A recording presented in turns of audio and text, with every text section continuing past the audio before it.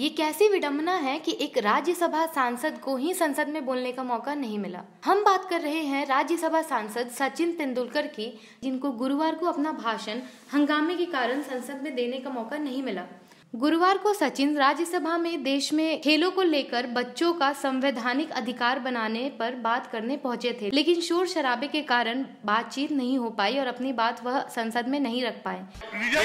Sachin Ramesh Tendulkar, please, first time is speaking, first time is speaking, let him be heard with attention. I request all the honorable members to give him an opportunity. He is speaking first time, maiden speech. Let there be no disturbance. Anand Sharma ji, please, you are senior. I need not explain to you. Please, bear with me. Nothing shall go on record except what Sri Sachin Tendulkar is saying. Please बैठ जाइए, please. मर्यादा पूरा देश देख रहे, ये कोई पद्धति नहीं है। अब लोग बैठ जाइए, प्लीज बैठ जाइए। आनंद शर्मा जी, आप अनुभवी है, आप बैठ जाइए प्लीज। ये पद्धति नहीं है, ये शोभा नहीं देते, आपको शोभा नहीं देते, सदन को शोभा नहीं देते, पार्टी को भी शोभा नहीं देते। इसके बाद अब सचिन ने देश के सामने अपनी बात रखने के लिए सोशल मीडिया का सहारा लिया है। सचिन ने फेसबुक पर अपना राज्यसभा के लिए तैयार किया भाषण अपलोड किया है, जो कि लगभग 15 मिनट का है और यह पूरा भाषण अंग्रेजी में है। सिर्फ अंतिम की 2 लाइनें सचिन ने हिंदी में कही है, जिसमें उन्होंने कहा है कि मेरे लिए वह दिन सबसे बड़ा दिन होगा जब माता पिता अपने बच्चों से पढ़ाई करने या खाना खाने की बात पूछने के साथ साथ यह भी पूछेंगे कि आज तुमने खेला या नहीं। नमस्कार मेरे प्यारे देशवासियों, कल कुछ ऐसे बातें थी जो मैं आप तक पहुंचाना चाहता था। अभी भी वही कोशिश करूंगा। I often wonder what brought me here. Little did I realize that those baby steps in cricket would lead me to great life time memories. I always love playing sport and cricket was my life. My father, professor Ramesh Tendulkar, was a poet and a writer. He always supported me and encouraged me to be what I wanted to be in life.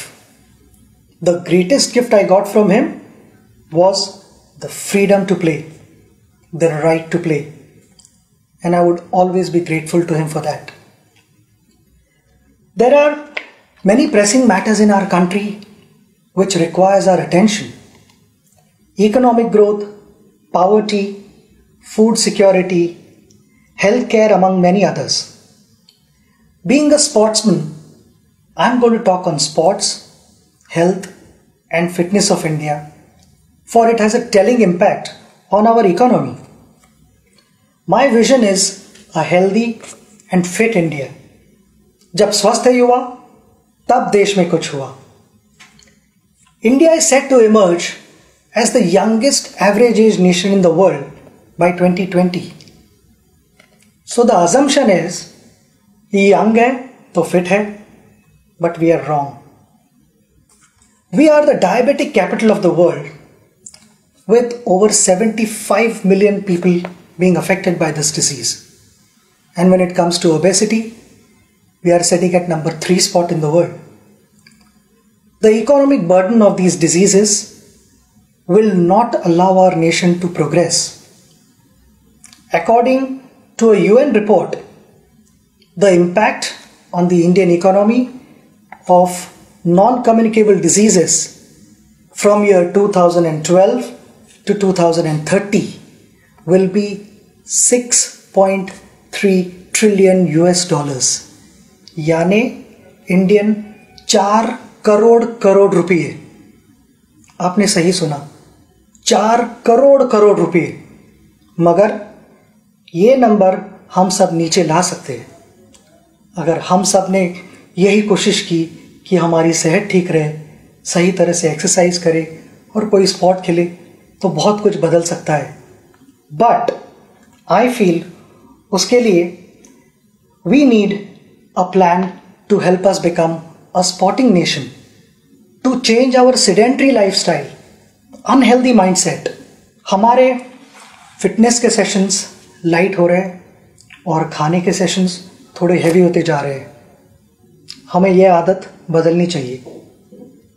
मुझे लगता है कि इस mobile phone के ज़माने में हम सब इमोबाइल होते जा रहे हैं। Many of us only discuss but we don't play at all. We need to transform India from a sport-loving nation to a sport-playing nation. Make everyone more active and participative. Inculcate and develop a sporting culture in our country. The northeast of India, which has only 4% population of India, has a vibrant sporting culture. It has produced many sporting heroes, including our boxing icon, Mary Kom. Recently crowned champion weightlifter, Mirabai Chanu, Deepa Karmakar, Baichung Bhutia, Sarita Devi, Sanjita Chanu, and many, many more. Sport promotes social harmony. President Nelson Mandela's efforts to use the Rugby World Cup in South Africa's journey to become an inclusive state is legendary. Sport has a unique way of building a nation. It builds character for individuals, and character for individuals means character for India. From being a naughty child to chasing a dream to win the World Cup for India, I became more disciplined and more focused. I had a goal and I started planning for it. But the most important aspect was the execution of those plans. Not always did I succeed. There were occasions where I failed. But sports taught me to get back on my feet again and compete in the fairest possible manner. I fondly recall a few lines shared by my father many years ago. पराभव म्हणजे शेवट नाही. हरून घरात बसणं योग्य नाही. कधीतरी एखादा उत्कृष्ट खेळाडूही शून्यावर बाद होतो. पण त्यानंतरचा संघर्षच उद्याचं सामर्थ्य निर्माण करतो. आयुष्याला एक वेगळी कलाटणी देतो. We must build a sporting culture in our country. Otherwise, a young, unfit, unhealthy India is a recipe for disaster. I am humbly proposing a framework of 3 I's here. Invest, ensure, immortalize. Invest. We must invest our own time and effort and ensure our wellness. Each one of us needs to start adopting an active sport and play it regularly. We have our honorable chairperson who loves this game of badminton, much like the famous poet and lyricist Gulzar Saab's love for tennis. Age is no bar, as we are a country where one of the oldest marathon runners is the 101-year-old EP Parmeswaran from Kochi, whom I met recently. Our citizens and school children should have access to more sports infrastructure. Open spaces and playgrounds should be retained. Along with smart cities, we should look at building smart sport cities. In this context, I appeal to the Honorable Minister for Corporate Affairs, Arun Jaitley ji, to kindly consider a percentage of CSR spends be made compulsory for the development of sports infrastructure.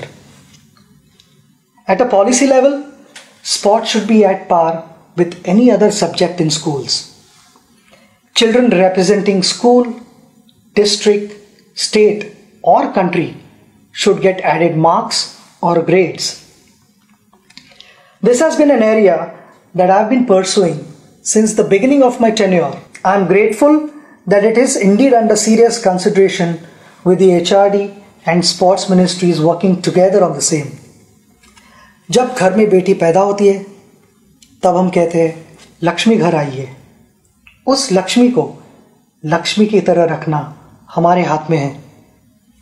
Daughters of India have shown what they are capable of with champions like Sindhu, Sakshi, Saina, Sania, Mithali, and the list goes on and on. When dreams don't discriminate, then why do we?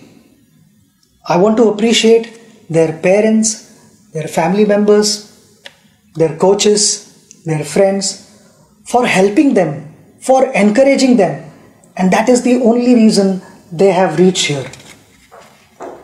My message to parents is to give equal support and encouragement to their daughters and sons, and they will make them proud. Before the Olympics or a major sporting event, our expectations go skyrocketing. I realize that things are changing for the good and that we have adopted a long-term approach on preparation.